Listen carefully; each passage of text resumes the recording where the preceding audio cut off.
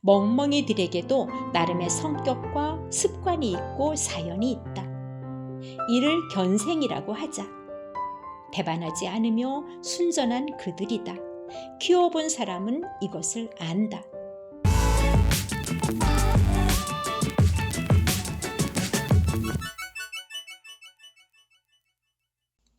안녕하세요. 책 읽어주는 오디오북 남영은 리딩 브리즈입니다. 비발디의 사계가 더욱 감미로운 오늘입니다. 지난 시간에는 수필 연애를 해보는 건 어떨까를 읽어드렸는데요. 오늘은 저의 수필집 우리의 사랑법 수록 작품 중에서 소양공원의 개판을 읽어드리려고 합니다. 이 작품은 사람과 반려견의 삶과 관계에 대해 쓴 글인데요. 애견 인구 1500만 명 시대에 우리의 마음을 따뜻하게 해주는 이야기라고 생각하여 들려드립니다. 이제부터 남영은 리딩 브리즈와 함께 해주세요.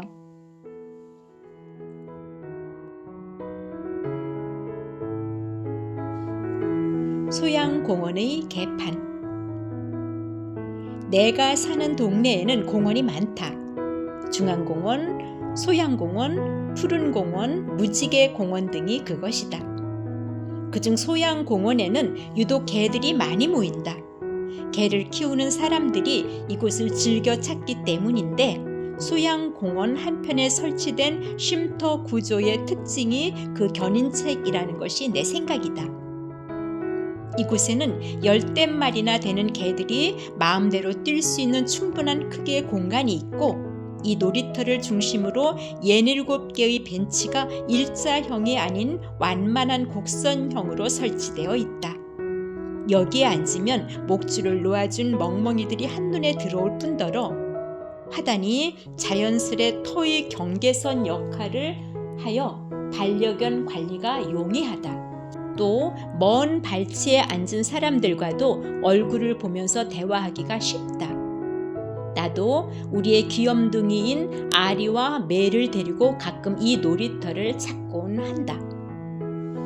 우리는 이곳을 지나가는 사람의 표정이나 한마디 말만으로도 이들의 성향을 알 수 있다. 어떤 이는 말한다. 아구, 이곳은 완전 개판이네. 이들은 개에 관심이 없는 분들이다. 또 어떤 이는 말한다. 아구, 아기들이 많이도 놀러 나왔네. 이들은 개를 키우거나 좋아하는 분들이다.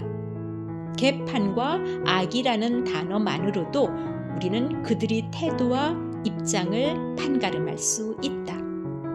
애견인인 나로서는 이들이 생각하는 의미의 개판이라는 단어를 별로 좋아하지 않는다. 사람들은 흔히 몹시 무질서한 상황을 개판 또는 개판 5분 전이라고 평가한다. 이것은 멍멍이들이 난리를 치는 모습을 떠올리며 이르는 말일 것이다. 그러나 이들이 말하는 개판이란 사실은 한자 개견의 개판이 아닌 한자 열개의 개판 또는 한자 다시개의 개판이다. 얼마 전 방송된 내용 중에 이와 같은 오해를 풀어주는 프로그램이 있었다. 개판이란 말에 대한 몇 가지 유래담을 소개한 것이다. 그 중에 하나로 한자 10개의 개판이란 배식판을 열다라는 뜻을 가지고 있다. 한국 전쟁 당시 피난촌이 있었던 부산 등지에서는 피난민들에게 밥을 나누어 주었었는데 배식 5분 전에 큰 소리로 개판 5분 전이요 라고 외치며 이를 알렸던 것이다. 그러면 굶주리던 피난민들은 앞다투어 달려왔고 당연히 아수라장이 되었을 것이다. 우리가 그동안 비아냥거리듯 마구 사용했던 개판 5분 전이란 말은 실은 이러한 가슴 아픈 사연을 담고 있다. 또 다른 유래로는 한자 다시개의 개판으로 그 판을 무효로 하고 경기를 다시 시작한다는 뜻을 갖는다. 씨름 경기 중 쌍방이 같이 넘어졌을 때 서로 자기 편이 이겼다고 옥신각신하는 무질서한 상황에서 경기 재개의 선언으로 사용한 말이다. 심판이 질서를 바로잡기 위해 쓴 말이며 난장판과는 거리가 멀다. 이와 같은 이야기가 사실이라면 우리의 사랑스런 반려견들은 이래저래 억울하기가 그지없을 것이다. 그러나 100번 양보하여 개판이 설령 한자 개견의 개판을 뜻한다 할지라도 개들이 세계라는 것이 사람들이 생각처럼 그렇게 무질서한 것이 아니라는 것이 나의 지론이다. 물론 이미 잡혀있는 그들 사이의 위계질서와 인위적인 훈련 때문일 수도 있다. 허나 반려견 2마리를 키우는 10여 년 동안 나는 소양공원에서 취객들이 쓸데없이 소리를 고래고래 지르는 장면은 몇 번 보았을지언정 멍멍이들이 싸우거나 서로를 견제하는 장면은 일찍이 목격하지 못했다. 소양공원에는 많은 종류의 반려견들이 놀러온다. 시츄, 포메라이언, 푸들, 말티즈 등이 있다. 형 같은 골든 리터리버나 시베리안 허스키 등은 몸집만 컸지 알고 보면 2살밖에 안 된 아기들이다. 공원의 넓은 길로만 걷는 아프간 하운드는 늘상 긴 머리를 도도하게 나부낀다.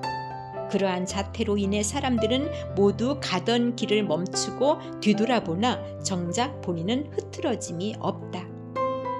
항상 그렇듯이 벤치 앞에 놓인 아이들은 꼬리를 흔들고 냄새를 맡으며 서로를 반긴다. 코를 맞대고 빙글빙글 돌며 만남을 즐긴다. 관심 표현이며 탐색이다. 멀리에서 달려와 친구가 될 것을 제안하기도 한다.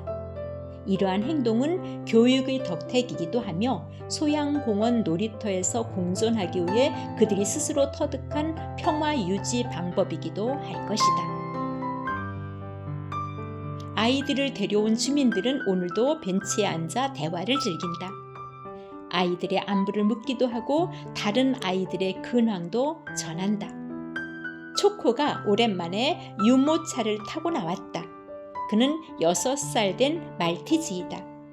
초코는 몇 달 전에 슬개골 탈구 3단계 증상으로 수술을 받았다. 무릎 관절을 이어주는 오목뼈가 정상 위치를 이탈하여 생기는 질병이다. 초코가 침대에서 뛰어내리는 것을 방치했더니 이렇게 되었어요. 모두가 내 잘못이죠. 라며 어르신은 울상을 짓는다. 저쪽에서 해탈이가 오고 있다. 그는 5년 전에 근방으로 이사온 9살 된 포메라이언이다. 해탈이는 주인 아주머니와 둘이서만 산다. 전에는 용인에서 살았다. 그런데 주인이 출근한 후 혼자 외롭게 지낼 해탈이를 측은히 여긴 아주머니가 낮에 보호해 줄 수 있는 베이비시터를 찾아 직장을 옮기기까지 하면서 이곳으로 이사 온 것이다. 출근하면서 아주머니의 동생 집에 해탈이를 맡긴다. 그리고 퇴근하면서 데려간다. 대단한 사랑이다. 맹모 삼천 지교보다 한 수 위이다. 해탈이는 아주머니의 유일한 가족인 것이다. 1320동 아주머니는 바다와 하늘이를 데리고 나왔다. 아주머니는 1년 전에 생후 3개월의 아기 때부터 키운 장미가 17살이 되어 무지개 다리를 건너가는 것을 지켜보았다. 몇 달을 울며 지내는 아주머니를 보고 가족과 이웃들이 말했다. 다른 아이를 입양해서 키우면 어때요? 그러면 장미를 조금이라도 잊을 수 있을 거예요. 그러나 아주머니는 펄쩍 뛰었다. 아니에요. 나는 이제 강아지는 못 키워요. 그 고통을 어떻게 또 겪어요? 그리고 어떻게 우리 장미를 잊어요? 그러던 어느 날 아주머니는 2마리의 시츄를 한꺼번에 입양했다. 그리고 바다와 하늘이라고 이름 지었다. 사람마다 제각기의 웃음과 눈물이 있고 삶이 있다. 이를 가리켜 인생이라고 말한다. 멍멍이들에게도 나름의 성격과 습관이 있고 사연이 있다. 이를 견생이라고 하자. 배반하지 않으며 순전한 그들이다. 키워본 사람은 이것을 안다. 오늘따라 봄 햇살이 부드럽다. 많은 멍멍이들이 소양공원으로 친구들을 만나러 나왔다. 아리, 멜, 커피, 뽀소미 등등 모두 사랑스러운 아이들이다. 여느 때처럼 어울리고 뛰고 따라간다. 이로써 나는 소양공원 안에 있는 개들이 모이는 장소를 개판이라 이름짓고 개들이 모이는 행복한 자리라고 다시 해석한다. 소양공원은 오늘도 평화로운 개판이다.